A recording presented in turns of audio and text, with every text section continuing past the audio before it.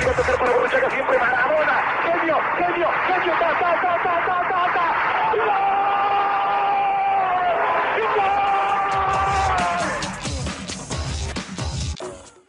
Bonjour tout le monde. Pas beau ce maillot, rouge et blanc, les couleurs de la SCAN, hein? Plus beau maillot du monde. Bon, celui-là, c'est Atlético Madrid. Il est vieux, hein, Jean-François, il a plus de 20 ans, parce que à l'époque, c'est le maillot donc d'un pro. Vous voyez, il n'y avait pas le nom sur le dos. Alors, Raimundo, Vince et Carlo sont sur un bateau. Carlo tombe à l'eau, que se passe-t-il? On va commencer par Raimundo. Je vous avais dit la dernière fois, j'avais pas le temps, là, on va un petit peu tout seul. Voilà.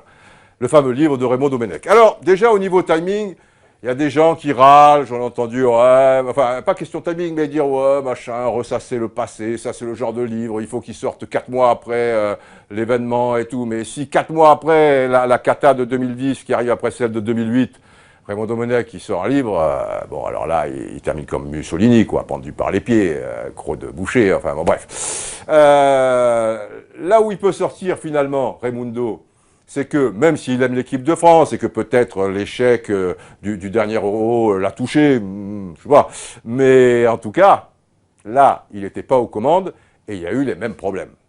Donc, c'est plus facile après, au niveau timing, de sortir le bouquin derrière parce que, à l'arrivée, voilà un gars qui en a pris plein la gueule, qui s'est quasiment jamais exprimé. Il a tenu un journal au quotidien, tout au moins au quotidien des stages, équipe de France, phase finale, tout ça et tout. Donc c'est quand même intéressant. Bon, c'est pas le journal d'Anne Frank non plus, mais bon, c'est donc il y a des choses évidemment pour des gens qui sont un petit peu dans le milieu, on va dire que sensiblement, ils savaient tous plus ou moins, mais tu découvres, enfin moi j'en suis aux 2/3, de par mon métier, je trouve que je dois quand même le lire, c'est pas rien, quoi, Raymond Domenech, l'équipe de France, etc. et tout. Alors, si vous l'avez pas lu, vous n'avez pas pu échapper, comme toujours, pour appâter un petit peu le client, eh ben on balance les bonnes phrases. Alors sur Gourcuff, il dit ça, sur Benzema, il dit ça, sur Ribéry, ça, Malouda, ça, etc. Enfin, il y en a quand même un petit paquet. Et puis souvent, derrière, c'est le vide abyssal, on va dire. Mais, au-delà de ça, il y a quand même pas mal de choses. En plus, bon, il fend l'armure, il reconnaît des erreurs. Bon, il est intelligent, hein, il est habile, il ne se met pas tout sur la poire non plus, mais il n'y a pas de raison, parce qu'il n'est pas le seul responsable de ce genre d'échec. Donc, ça se tient. Alors, je ne veux pas vous parler de tout. Il y a quand même des trucs délirants. Page 209, hop, j'ai un petit post-it. Alors, ça arrive quand même, la page 209. On est après France-Autriche, où ils viennent de perdre, c'était Autriche-France en septembre, 3-1. Ce sont les éliminatoires, les premiers matchs éliminatoires pour la phase finale de la Coupe du Monde 2010, ok? Et ils viennent de perdre quand même en Autriche 3-1. Alors, mais en général, quand il y a un stage prolongé comme ça, parce qu'il y a 2 matchs, et que le deuxième match n'est pas à l'étranger, qu'il est donc au Stade de France, souvent, c'est de coutume de leur donner le dimanche après-midi, qu'ils aillent se balader, tout ça, sur les Champs-Élysées, manger une glace, ou faire autre chose. Je sais pas, bon, ils font ce qu'ils veulent, quoi. Je veux dire, voilà. Allez un petit peu, vous évacuez la tête et tout. Mais, si vous avez perdu en Autriche 3-1, peut-être que évacuer la tête, donc lui, après cette défaite, Raymond Domenech qui parle, les circonstances avaient changé. Face à la nécessité de récupérer en vue d'un second match capital, ils reçoivent la Serbie quand même après, hein, c'est pas les îles Féroé, aucune sortie possible. Je venais donc de leur proposer aux joueurs une journée à Clairefontaine en compagnie des femmes et des enfants. Voilà, faites venir femmes et enfants, on fait un petit truc un peu relax, mais je veux vous avoir un peu sous la main. Mais ils l'avaient refusé. Ah, c'est mieux d'aller sur Champs-Élysées, manger une glace, faire autre chose, tu vois. Paris se révélant beaucoup plus tentant qu'un dimanche à la campagne. Dans le car, Thierry Henry et William Gallas s'approchèrent de moi pour une question en apparence anodine, mais que les autres leur avaient fait passer. Mais les autres, toujours courageux, vous y allez, vous machin, vous... D'accord, ok. Coach, on fait comment pour dimanche? Vous rigolez, les gars? Vraiment. Non, coach, on vous demande seulement si on est libre dimanche, quoi. Enfin, comme d'habitude, machin, truc. Vous savez qu'on vient de perdre un match important? Bon. Oui, d'accord, mais on a quand même besoin de se détendre. Voilà, en mangeant une glace sur les Champs-Élysées, il faut se détendre. Bon, ouais. Eh bien, on va se détendre tous ensemble, dit Raymond. Demain dimanche, décrassage et soins. Pour lundi et mardi, on verra. Et le match mercredi, je vous le rappelle, au cas où vous l'auriez oublié. Et là, les gars répondent, Gallas et Henry. Ah, eh bien, puisque c'est comme ça, vous verrez mercredi. On rêve. Enfin, je veux dire, c'est rien que pour ça, quoi. Enfin, il y a tas de choses un petit peu comme ça, pas toujours dans le même sens, pas toujours à charge pour les joueurs, mais quand même, ça veut dire quand même, les gars, ils sont en équipe de France. Et puis là, alors évidemment, on dit toujours la nouvelle génération, patin, couffin, tout ça et tout, et c'est vrai. Mais là, je m'excuse, Gallas, Henry, c'est l'ancienne génération, quand même. Et les mecs, ils te disent, eh ben, vous verrez mercredi. Alors, ils parlent peut-être pas que pour eux, ils parlent, les autres ont dû leur dire, bon, il a intérêt à accepter, tiens, j'ai eu un texto, évidemment, je vais pas fermer ce portable, mais c'est pas grave. Bon, peut-être que les gars leur ont dit, il a intérêt à accepter, parce que sinon, mercredi, mais on devient fou, là, on dirait la PHA de Trifouillis les oies, où là, il y a un petit bras de fer et tout. Là, c'est quand même l'équipe de France, il y a France-Serbie, les mecs viennent d'être ridicules, à Vienne, ils perdent 3 et tout. Hein? On n'a pas notre dimanche, machin ou quoi? Eh bien, on va voir ça mercredi. Wow, quand même.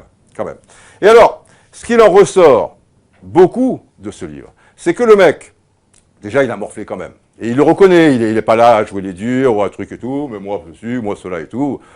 Dans sa chair, les enfants. Bon, je rigole, mais bon, il a quand même bien dégusté, évidemment.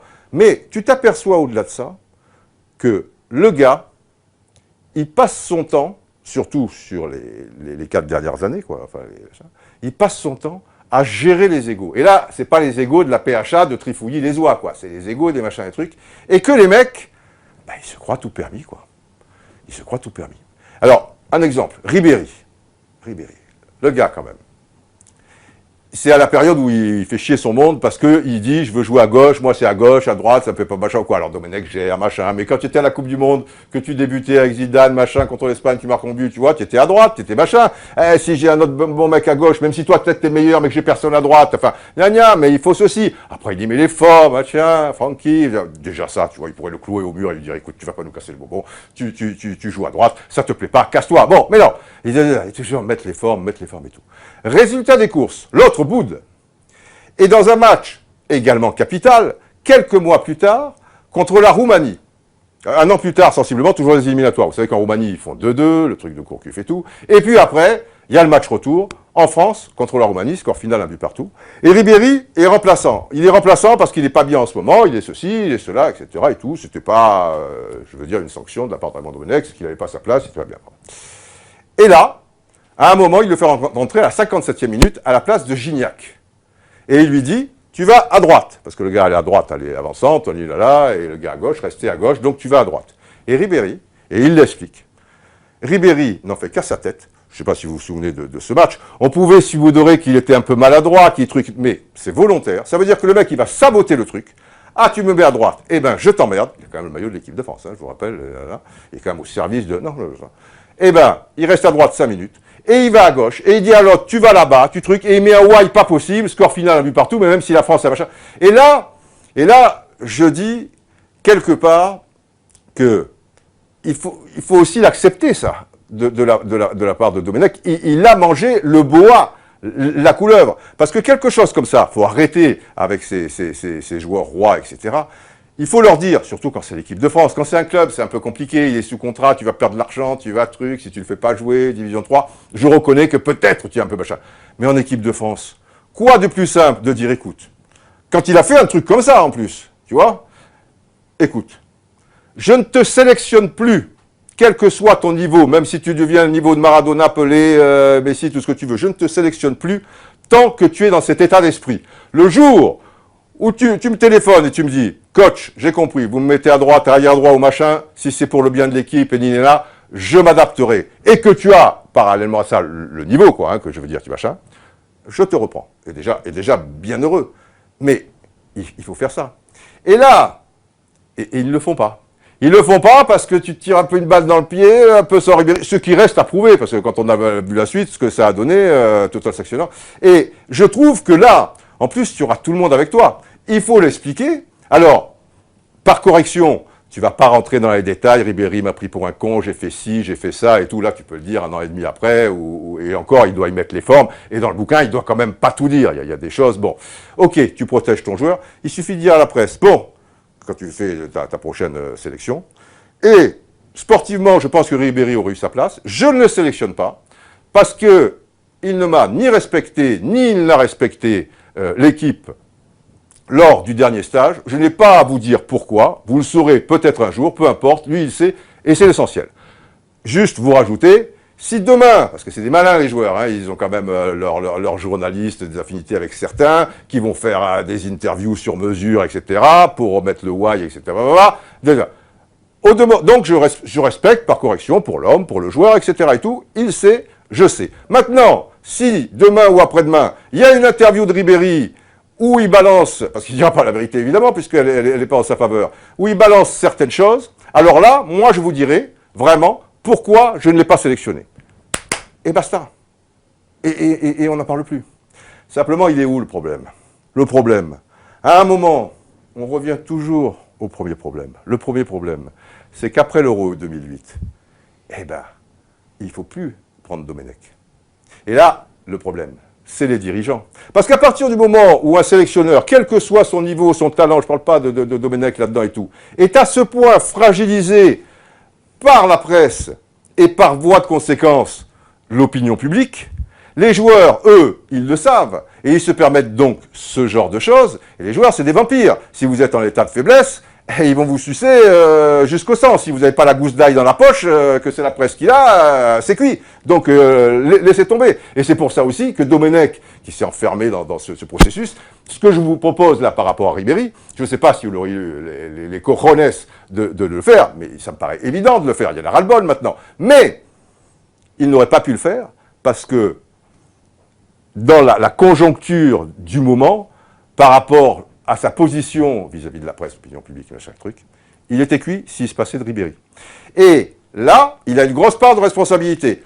La part ultime, elle est pour les dirigeants. Je suis d'accord, parce qu'eux, ils doivent savoir ça. Et dire, bon, bah ok, on lui paiera les indemnités, on a fait la connerie de lui faire signer 4 ans, patati patata, mais c'est plus l'homme de la situation. Or, tous les dirigeants, et certains non, du football, blablabla, il faut qu'on compte Domenech, il n'y a pas de raison et tout. Et lui, là où il a merdé, mais à la limite, là, je lui jette pas la pierre, parce que c'est un compétiteur, c'est un joueur, et un joueur, même s'il perd ça, truc et tout, il se dit, je peux toujours me refaire, et je veux sortir par la grande porte, si je sors après l'Euro 2008, là, c'est pas Jojo, même s'il y a eu la finale de la Coupe du Monde 2 ans avant et tout. Or, il le reconnaît dans son bouquin, il était carbo, nerveusement, il était cuit, et il était dans une position où c'était perdu d'avance. Perdu d'avance. Pas forcément, et c'est ce qu'il s'est dit, parce que dire, je m'accroche, je machin, le football, ça tient à quoi? Allez, ça roule ma poule, un petit peu de réussite, un peu de truc, hop, et on se retrouve, ouais, simplement là, ça, voilà. Mais bon, tout seul, il y a d'autres choses et tout, mais c'est...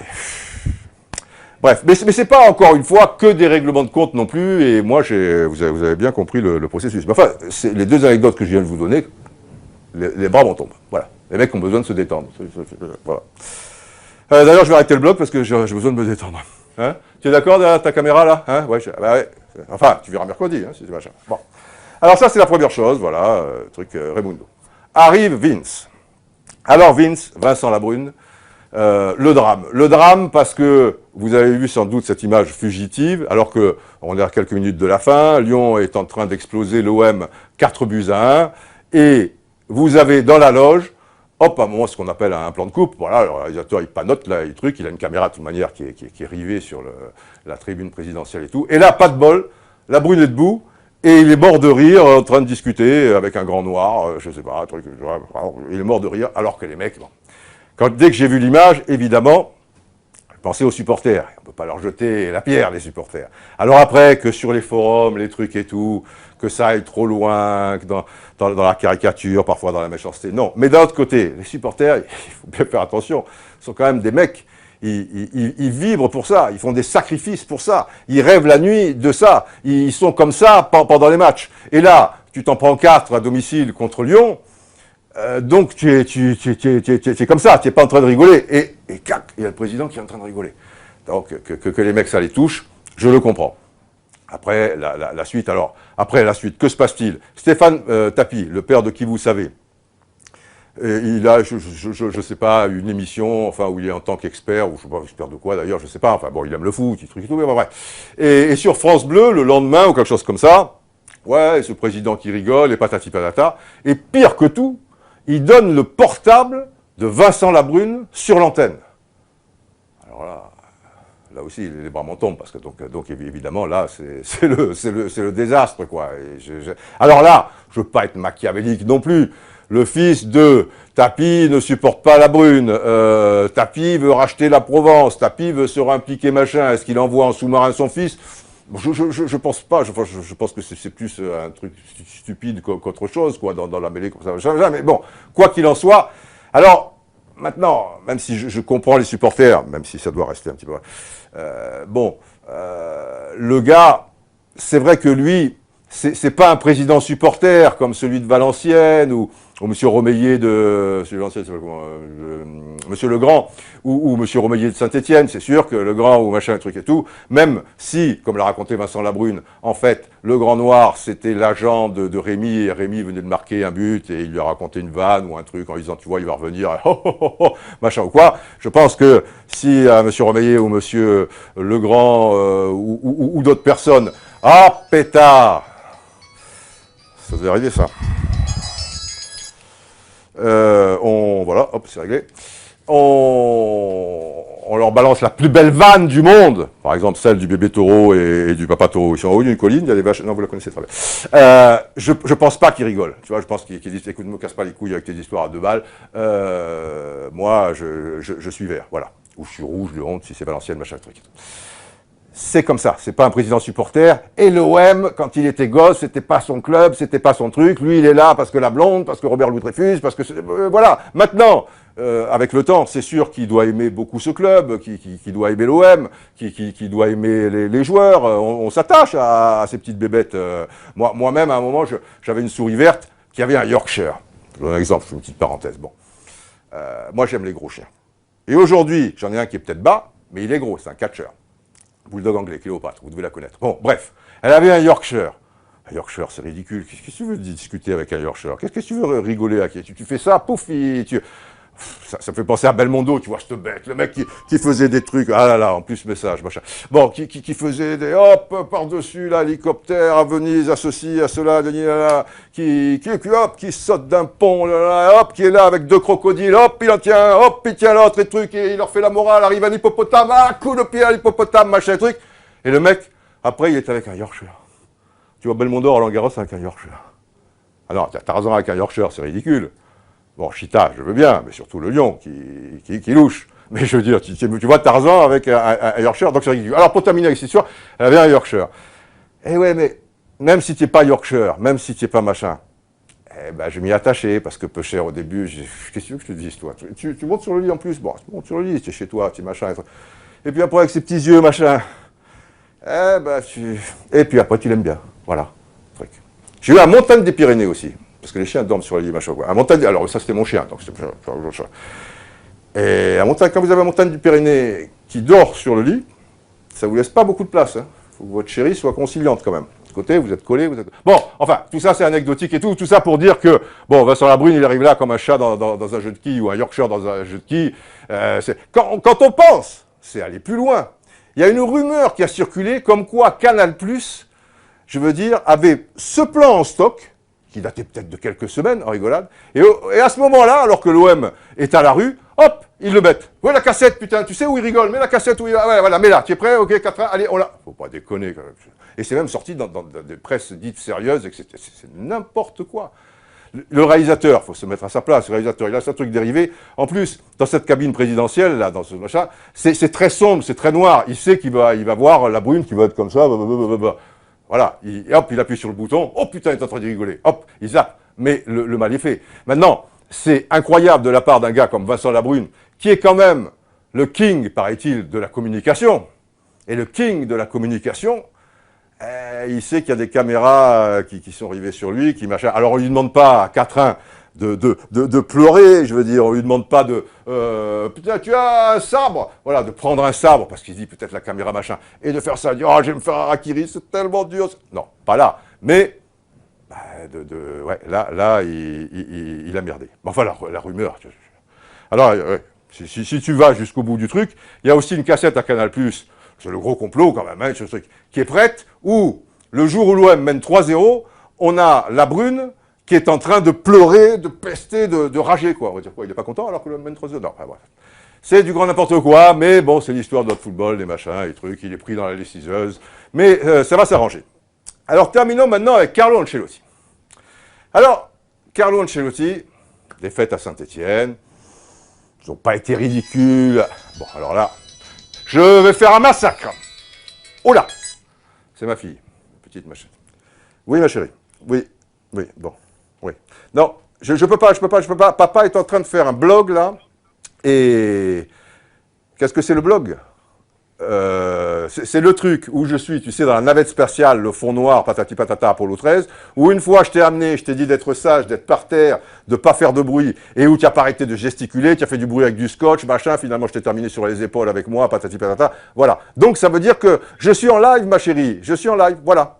Oui. Et oui, mon bébé. Non, tu n'es plus un bébé. Non, tu n'es plus un bébé. Mais tu seras toujours mon bébé. Mais enfin, tu n'es pas bien grande non plus. Regarde, ta grand-mère, ma maman, j'ai 55 ans, pour elle, je suis son bébé. Tu comprends? C'est comme ça, ces trucs. Voilà. Bon, je t'embrasse. Oui. En japonais. Oh, mais hi. Oh, hi, oh, quelqu'un. Hi, le blog, hi, petit bébé. Hein? Ok. Allez, je fais.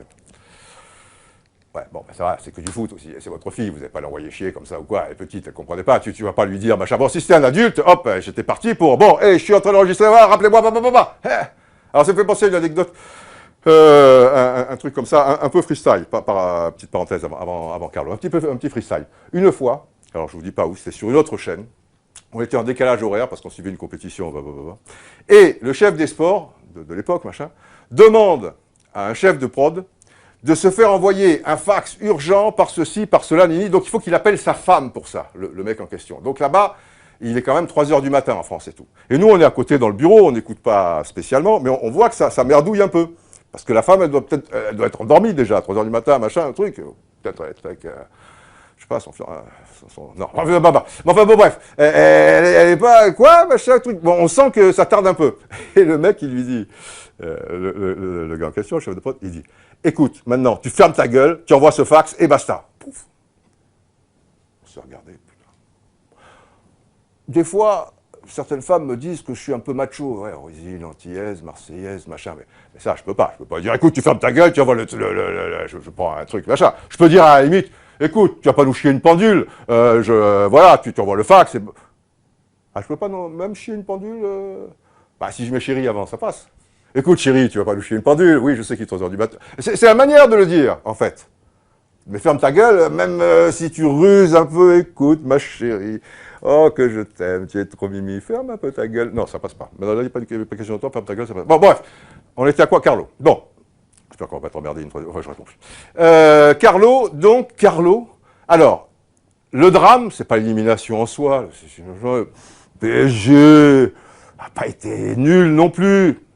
Pas été des monstres, mais bref. Mais ce qui s'est passé, c'est que les gens se sont acharnés sur Ancelotti, dans la mesure où ils ont estimé que ne faire rentrer qu'un joueur, en l'occurrence Néné, alors qu'il y a eu une prolongation de 120 minutes, c'était quelque chose, c'était la fin du monde, quoi. Et j'ai même entendu des confrères au truc dire « Mais Carlo Ancelotti est fou, machin ». Le pauvre, j'espère qu'il comprend le français. Mais enfin, comment on peut traiter Carlo Ancelotti de fou? Déjà, un remplacement. Mais si, je veux dire, c'était au moment quand même, à partir de la 65e minute, on va dire que Paris dominait. Et dans la prolongation, Paris dominait. Donc ça roule comme ça. Les mecs, ils n'ont jamais qu'une demi-heure de plus dans les jambes. Ça roule. Qui tu fais rentrer? Tu fais rentrer Waro. Il n'y avait pas 10 000 mecs sur le banc aussi. Tu fais rentrer Waro. Waro, il a des caractéristiques bien définies et tu peux pas sortir Ibrahimovic. C'est comme ça, on sort pas Ibrahimovic. Donc, peut-être que lui, il préférait garder Lavezzi, il avait déjà fait sortir Ménez, parce que Lavezzi, c'est plus complémentaire et tout. Si tu as Waro, si tu as deux pylônes, quoi, je veux dire, peut-être c'est machin. Faire rentrer Rabiot alors que, tu lui dis Maxwell était pas si... Voilà, et je reste sur les fesses quand même que ce gars-là, bon, ok, il a des difficultés là, mais en tant que joueur ou en tant qu'entraîneur, c'est pas rien non plus. Se faire traiter de fou, je crois que le football est fou. Alors Ibrahimovic, vous imaginez Ibrahimovic avec un petit Yorkshire? Ça, je veux le voir.